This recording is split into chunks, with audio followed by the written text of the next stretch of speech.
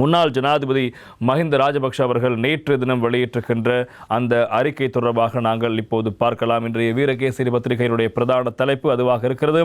பொருளாதார நெருக்கடிக்கு நல்லாட்சி அரசே காரணம், மஹிந்த ராஜபக்ஷ அறிக்கை, வரி அதிகரிப்பு அடுத்த வருடம் மாற்றங்களை ஏற்படுத்தும் என்கிறார் என்பது அந்த செய்தி இன்றைய அத பத்திரிகையில் வெளியாகிறது. IMF கொந்தேசி கிரியாத்மக கிரீம நிசா ஏகலப்பேலே ஊர்த்திக்கியான் மகாபாரே பொதுஜன பெரமுன நாயக்க ஈட்டப்பு ஜனபதி பார்லிமெண்ட் மந்திரி மஹிந்த ராஜபக்ஷ என்பதாக இன்றைய அத பத்திரிகையிலும் அந்த செய்தி இடம் பிடித்திருப்பதை காணக்கூடியதாக இருக்கிறது. தினக்குரல் பத்திரிகையும் அந்த செய்திக்கு தலைப்பிடுவதை நாங்கள் காணக்கூடியதாக இருக்கிறது. எனவே அவர் தெரிவித்த கருத்துக்களும் பிரதானமான செய்திகளாக இருப்பதை காணலாம். வரி குறைப்பே எமது பிரதான கொள்கை, மஹிந்த கூறுகிறார் என்பது இன்று தினம் தினக்குரல் பத்திரிகை அவர் தெரிவித்த அந்த தகவலுக்கு தலைப்பு வழங்கியிருப்பதை காணக்கூடியதாக இருக்கிறது. இப்போது அவர் வெளியிட்டிருக்கும் அந்த அறிக்கை தொடர்பாக நாங்கள் பார்க்கவிருக்கின்றோம். எனவே நாட்டில் கடந்த 2015 ஆண்டு முதல் 2019 ஆண்டு வரையான காலப்பகுதியில் நல்லாட்சி அரசாங்கம் 10,000 மில்லியன் டாலர்களை சர்வதேச பிணைமுறிகளிலிருந்து கடனாக பெற்று, இதனால்தான் இலங்கையின் பொருளாதாரத்தின் முதுகெலும்பு நலிவடைந்துவிட்டது. 2015 ஆண்டு ஜனவரி மாதம் இடம்பெற்ற தேர்தலில் ஒரு சில வாக்காளர்கள் சுவையினமாக எடுத்த தீர்மானத்தின் பெருபேற்றுடன் இன்று நாம் வாழ்கிறோம் என்பதாக தெரிவிக்கின்றார். எனவே மீண்டும் அவ்வாறான தவறான தீர்மானத்தை இந்த நாடு தாங்கிக் கொள்ளாது என முன்னாள் ஜனாதிபதி மஹிந்த ராஜபக்ஷ அவர்கள் தெரிவித்திருக்கிறார். இன்றைய டெய்லி மிரர் பத்திரிகையில் அவர் ஒரு தெரிவித்த கருத்து இன்று தினம் முக்கிய செய்தியாக இடம் பிடித்திருக்கிறது. அவர் தெரிவிக்கிறார், குறிப்பாக present government is not run by SLPP MR என்பதாக தலைப்பிட்டிருப்பது காணலாம். தற்போதைய அரசாங்கத்தை ஸ்ரீலங்கா பொதுஜன பெரமுன வழிநடத்தவில்லை, அது எங்களுடைய அரசாங்கமே இல்லை என்பதாக அதனுடைய தலைவர் தெரிவித்த கருத்தும் முக்கியமாக இடம் பிடித்திருப்பதை காணவே அவர் தெரிவித்த அந்த செய்திகள் தொடர்பில் விரிவாக பார்க்கவிருக்கிறோம். வட் வரி அதிகரிப்பு கொள்கை 2024 ஆண்டு காலப்பகுதியில் பிரதான பேசுபொருளாக அமையும். வரி அதிகரிப்பானது புத்திஜீவிகளின் வெளியேற்றத்தையும் மக்களின் போராட்டத்தையும் தீவிரப்படுத்தி இருக்கிறது. ஆகவே வரி அதிகரிப்பு அடுத்த ஆண்டு மாற்றங்களை ஏற்படுத்தலாம் என அவர் குறிப்பிட்டிருக்கின்றார். வரி அதிகரிப்பு மற்றும் தொழிற்சங்க போராட்டம் தொடர்பில் விசேட அறிக்கை ஒன்றை வெளியிட்டுள்ள மஹிந்த ராஜபக்ஷ மேற்கொண்டவாறு தகவலை வெளியிட்டிருக்கிறார். அந்த அறிக்கையில் இலங்கையின் பொருளாதாரம் மற்றும் அரசு சேவையில் முக்கிய துறைகளை பிரதிநிதித்துவப்படுத்தும் தொழிற்சங்கத்தினர் மற்றும் 40 தொழிற்சங்கங்கள் பல மாத காலமாக வருமான வரியை குறைக்குமாறு வலியுறுத்தி போராட்டத்தில் ஈடுபடுவதை அவதானிக்க முடிகிறது. வரி அதிகரிப்பினால் புத்திஜீவிகள் மற்றும் உயர்மட்ட தொழில்துறை நிபுணர்கள் நாட்டை விட்டு வெளியேறுவதால் பிரச்சனைகளுக்கு மத்தியில் புதிய பிரச்சனைகள் தோற்றம் பெறும். 2024 ஆண்டுக்கான வரவு செலவு திட்டத்தில் வட் வரி, அதாவது பெறுமதிசேர் வரியானது அதிகரிக்கப்பட்டுள்ளதால் 2024 ஆண்டு வரி கொள்கை நாட்டின் பிரதான அரசியல் பேசுபொருளாக அமையும். வரியை குறைக்க வேண்டும் என்ற கோரிக்கை முக்கியமான பொருளாதார கோட்பாட்டை அடிப்படையாக கொண்டது என்பதை குறிப்பிட வேண்டும். வரி குறைக்கும் போது தனிநபரும் நிறுவனங்களும் செலவு செய்வதற்கும் முதலீடு செய்வதற்கும் நிதி அதிகரிக்கும். இவ்வாறான செயற்பாடுகளினால் பொருளாதாரத்தின் உயிர் நாடி பாதுகாக்கப்படும். எனவே பொருளாதாரம் தொடர்பான எனது கொள்கையில் வரி குறைப்பு முக்கிய லட்சணமாகும். 2006 முதல் 2014 ஆண்டு வரையான காலப்பகுதியில் நிலையான பொருளாதார வளர்ச்சியை நோக்கி செல்வதற்கு வரி குறைப்பு கொள்கை முக்கிய அம்சமாக இருந்தது. நாட்டு மக்களால் தாங்கிக் கொள்ளக்கூடிய வகையில் நாங்கள் வரி கொள்கையை அமல்படுத்தினோம். 2006 முதல் 2014 ஆண்டு வரையான காலப்பகுதியில் வருடாந்தம் 100 பில்லியன் ரூபாய் வரி வருமானத்தை பெற்றுக்கொண்டோம்.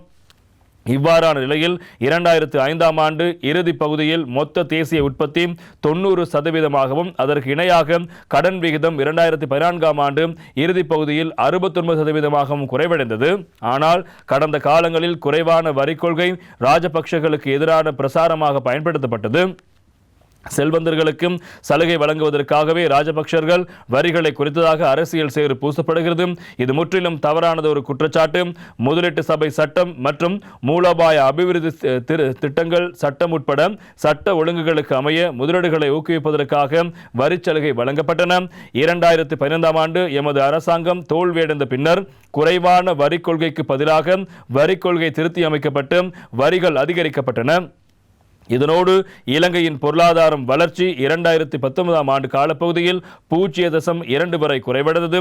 2015 முதல் 2019 ஆண்டு வரை ஆட்சியில் இருந்த அரசாங்கம் தவறான பொருளாதார கொள்கையை அமுல்படுத்தி வெளிநாட்டு கடன் பெறும் வேகத்தை அதிகரித்தது. 2015 ஆண்டு ஜனவரி மாதம் இடம்பெற்ற ஜனாதிபதி தேர்தலில் தோல்வியடையும் போது சர்வதேச பிணைமுறியங்களிடமிருந்து இலங்கை பெற்றுக்கொண்ட கடன் 5000 மில்லியன் டாலராக காணப்பட்டது. 2020 முதல் 2022 ஆண்டு வரை ஆட்சியில் இருந்த கோட்டாபே ராஜபக்ஷ 2500 மில்லியன் டாலர் சர்வதேச பிணைமுறி கடன்களை செலுத்தினார். 2015 ஆண்டு முதல் 2019 ஆண்டு வரையான காலப்பகுதியில் ஆட்சியில் இருந்த நல்லாட்சி அரசாங்கம் 10,000 மில்லியன் டாலர்களை சர்வதேச பிணைமுறியங்களிடமிருந்து கடனாக பெற்றது. இதனால் தான் இலங்கையின் பொருளாதாரத்தின் முதுகெலும்பு நலிவடைந்தது. 2019 ஆண்டு இறுதிப் பகுதியில் பிரதமராக நான் பதவியேற்றதை தொடர்ந்து கோவிட் பெருந்தொற்று தாக்கத்துக்கு முகம் கொடுக்க நேரிட்டது. பொருளாதார பாதிப்புக்கு மத்தியில் சர்வதேச நாணய நிதியத்தை நாடிய போதும் இலங்கையின் கடன் நிலை எல்லை கடந்துள்ளதால் அவசர நிவாரண கடன் வசதியை இலங்கைக்கு வழங்க முடியாது என நாணய நிதியம் குறிப்பிட்டிருந்தது. அதனைத் தொடர்ந்து நாணய நிதியத்தின் ஒத்துழைப்பை இலங்கை பெற்றுக்கொள்வதற்கு பொருத்தமான நிபந்தனைகள் நாணய நிதியம் முன்வைத்திருந்தது. அன்று நாங்கள் அந்த நிபந்தனைகளை ஏற்றுக்கொண்டிருந்தால் 2020 மற்றும் 2021 ஆண்டு காலப்பகுதியில் கோவிட் பெருந்தொற்று தாக்கத்துக்கு எதிரான செயற்பாடுகளை சிறந்த முறையில் முன்னெடுக்க முடியாமல் போயிருக்கும். தற்போதைய அரசாங்கம் சர்வதேச நாணய நிதியத்தின் செயற்திட்டத்தின் பகுதியாக கடுமையான நிபந்தனைகளை செயற்படுத்தியிருக்கிறது. ஒரே கட்டத்தில் வரி கொள்கைகளை திருத்தியமைத்து வரிகளை அதிகரித்துள்ளதால் துறைசார் நிபுணர்கள் வரி கொள்கைக்கு எதிராக வீதிக்கு இறங்கி போராட்டத்தில் ஈடுபடுகிறார்கள். ஸ்ரீலங்கா பொதுஜன பெரமுன அரசாங்கத்தின் பங்காளியாக இருந்தாலும் எமது அரசியல் கொள்கைக்கு எதிரான கொள்கையுடையவர் அரசாங்கத்தின் பிரதானியாகவும் அரச தலைவராகவும் பதவி வைக்கிறார். நாடு மிக மோசமான நெருக்கடிகளை எதிர்கொண்டு அராஜக நிலை தலை தூக்கிய சந்தர்ப்பத்தில் பாராளுமன்றத்தின் ஊடாக இடைக்கால ஜனாதிபதியாக ரணில் விக்ரமசிங்க தெரிவு செய்யப்பட்டார். நாட்டின் சட்டம் மற்றும் ஒழுங்கை ஜனாதிபதி சிறந்த முறையில் சிறப்படுத்தியிருக்கிறார்.